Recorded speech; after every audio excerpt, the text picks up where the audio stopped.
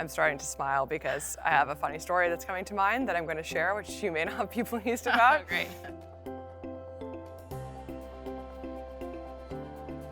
For those that are less familiar, what's the 10-second elevator pitch on Spanx? Spanx is known as the inventor of modern shapewear.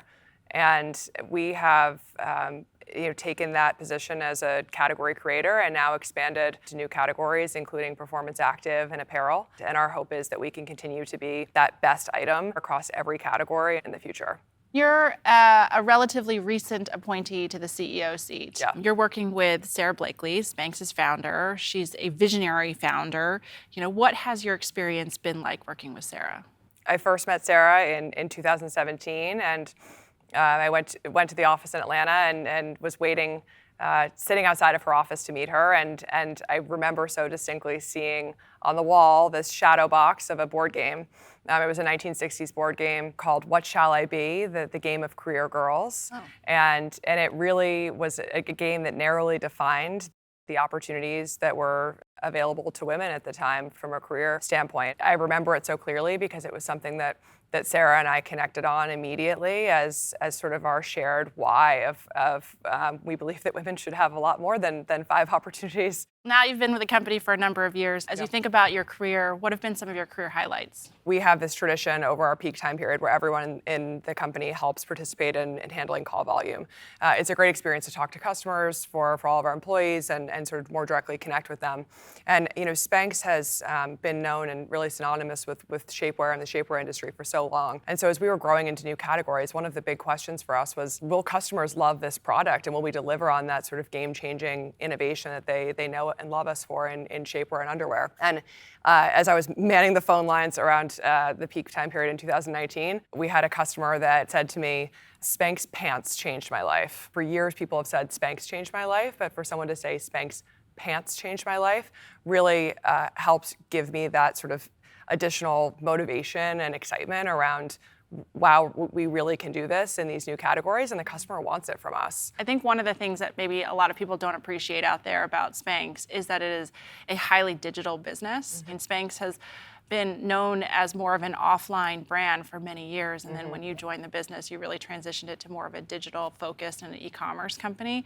How did you do that? So from the beginning, we really focused on how can we use digital to really introduce customers to some of those new categories and create a truly complementary channel of business compared to our wholesale. For us, it's never been about where that transaction happens. It's been about, are we truly reaching a new customer or helping improve the experience of our existing customers by introducing them to these new categories? And are we helping make that overall shopping experience better? Thinking about that full consumer experience is a huge unlock for brands as they think about the role of digital. So I know you're supposed to be interviewing me, right, in this conversation, but Yes. Can I ask you a question?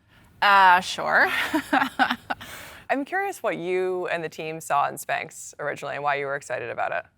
At the time that we invested, Spanx.com had been growing so significantly, and we watched this amazing customer, and she was moving where the brand was moving. We saw the potential of what the business could be, and we saw the potential of how a partnership could work with a lot of our resources and capabilities working together with you guys, and so it was a pretty easy choice, I'd say.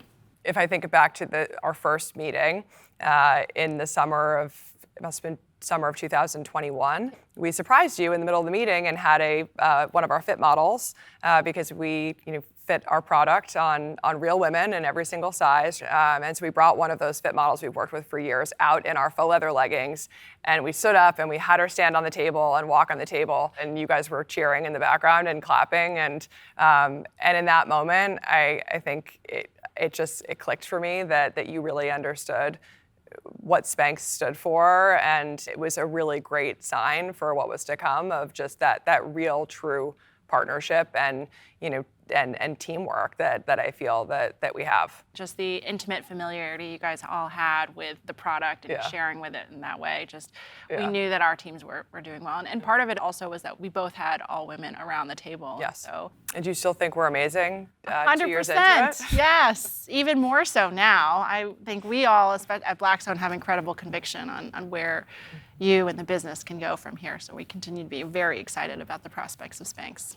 Kind of going back to this idea of partnership with Sarah, with Blackstone. How do you think about protecting the founder's vision? I think that at the core of everything that we do is Sarah's mission. Having a founder who has such a strong perspective, but is also really open to and aware of the changing dynamic of how we interact with consumers has been amazing. I've always seen that your team at Blackstone as those sort of ultimate brand and founder advocates that are helping us then think about how do we scale the business, but never really questioning that sort of North Star of why we exist, because we knew from day one that we all agreed on that. I want to give a nod to the fact that this month is Women's History Month.